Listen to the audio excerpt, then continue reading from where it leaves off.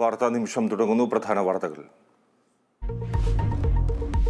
സംസ്ഥാനത്ത് മഴക്കെടുതിയിൽ 5 മരണം. വെള്ളക്കെട്ടിൽ വീണ കോട്ടയത്ത് വയോധികനും തൃശൂരിൽ 2.5 വയസ്സുകാരിയും മരിച്ചു.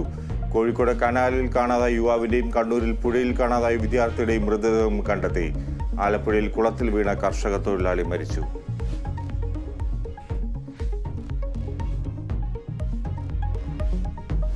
അപകീർത്തി കേസിൽ രാഹുൽ ഗാന്ധിക്ക് തിരിച്ചടി. സൂറത്ത് കോടതി വിധി സ്റ്റേ ചെയ്യണമെന്ന ഹർജി ഗുജറാത്ത് ഹൈക്കോടതി തള്ളി.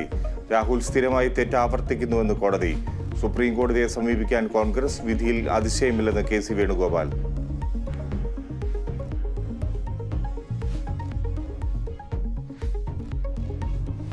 ഏക സിവിൽ കോഡിൽ CPM-മായി യോജിക്കുന്നതിൽ തെറ്റില്ലെന്ന മുസ്ലിം ലീഗ് നേതാവ് PMA സലാം. CPM സെമിനാറിൽ മുസ്ലിം ലീഗ് പങ്കെടുത്താൽ UDF ദുർബലമാവില്ല.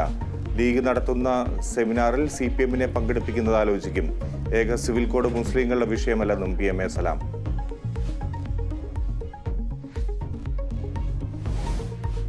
അന്തരിച്ച ചിത്രകാരൻ ആർട്ടിസ്റ്റ് നമ്പൂതിരിക്ക് കേരളത്തിന്റെ അന്ത്യാഞ്ജലി. സംസ്കാരം വൈകിട്ട് 5:30. വിട പറഞ്ഞത് മലയാളികളുടെ പ്രിയപ്പെട്ട കഥാപാത്രങ്ങൾക്ക് രൂപം നൽകിയ പ്രതിഭ.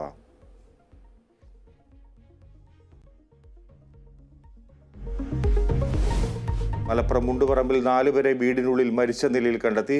മരിച്ചത് ഭാര്യയും ഭർത്താവും കുട്ടികളും. മക്കൾക്ക് വിഷം നൽകിയ മാതാപിതാക്കൾ തൂങ്ങി മരിച്ചെന്ന് പ്രാഥമിക നിഗമനം. വിംബിൾഡൺ 5ാം ദിനമായി ഇന്ന് വമ്പന്മാർ കളത്തിൽ. 2ാം റൗണ്ട് മത്സരങ്ങൾക്കായി കാർലോസ് അൽക്കാരസ് ഇന്നിറങ്ങും. നൊവാക് ജോക്കോവിച്ചിന് എതിരാളി സ്റ്റാൻ വാവറിങ്ക.